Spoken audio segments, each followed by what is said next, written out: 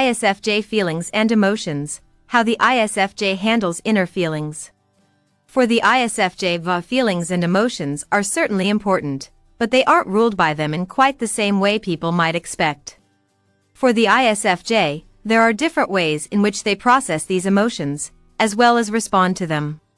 Each person has their own unique processes when it comes to feelings, both their own and the feelings of others. It is important to consider not only the personality types, but also the individual and what makes them unique and different. They possess a lot of empathy. ISFJs are actually rather empathetic people who care deeply for the emotions of others. Since they care so much about making others happy, emotions become truly important for the ISFJ.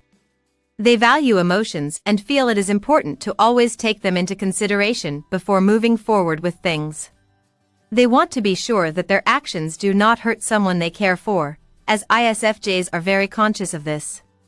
Their strong sense of empathy makes it so the ISFJ naturally wants to avoid hurting people or upsetting them in any way. Instead, they strive to make others happy and work hard to ensure they are pleasing the people they care for most.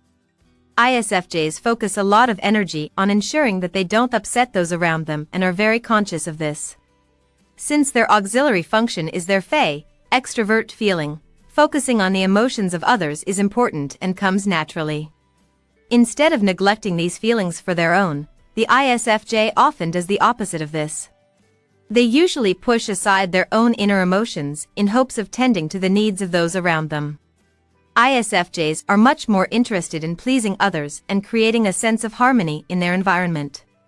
This sense of harmony is deeply important for the ISFJ, so they work hard to maintain this. For the ISFJ, ensuring that their environment is running smoothly and everyone around them is cared for is really something they value above most else.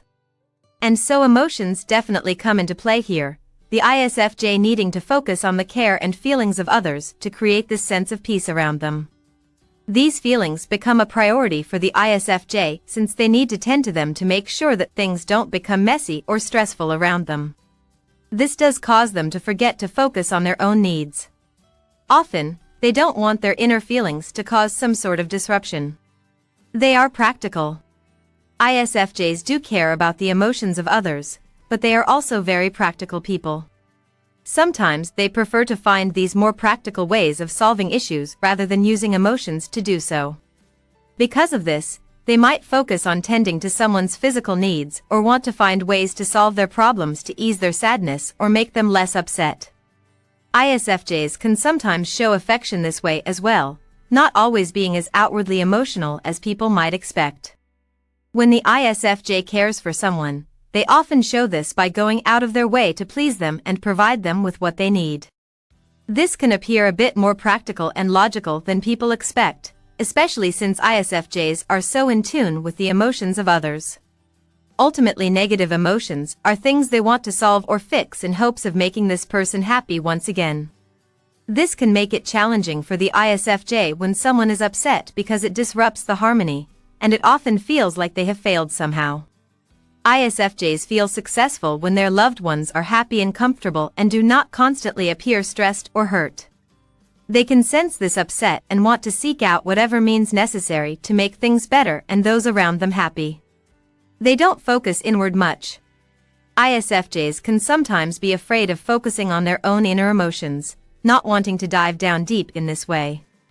They focus so much on tending to others, so focusing on themselves can be a little bit frightening for them. Having to spend energy looking inward doesn't always feel comfortable or natural for the ISFJ since their feeling function is so drawn to the emotions of others. They also feel a sense of guilt when it comes to their own inner emotions, not wanting to allow these feelings to upset anyone else.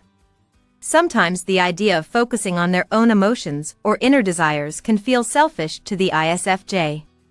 It might feel as if they are taking advantage of those around them, exposing their own needs to hurting others in the process. For the ISFJ, taking this time to prioritize themselves and their own inner needs can feel like they are being self-centered. They don't want to be someone who expresses their own emotions at the expense of those around them. Sometimes their own inner feelings can seem a bit like a burden to the ISFJ, so they ignore them. They often find it easier to push these feelings aside and cover them up by focusing on the needs of those around them. This can certainly cause the ISFJ's own inner emotions to fester and build up over time. Ultimately, neglecting their own personal needs can make the ISFJ feel stressed and a bit overwhelmed. They might have moments where they crash since they just haven't spent enough time caring for themselves and tending to their own inner needs and desires. For the ISFJ, this is something that happens over a long period of time after they have spent too much energy ignoring these feelings and needs.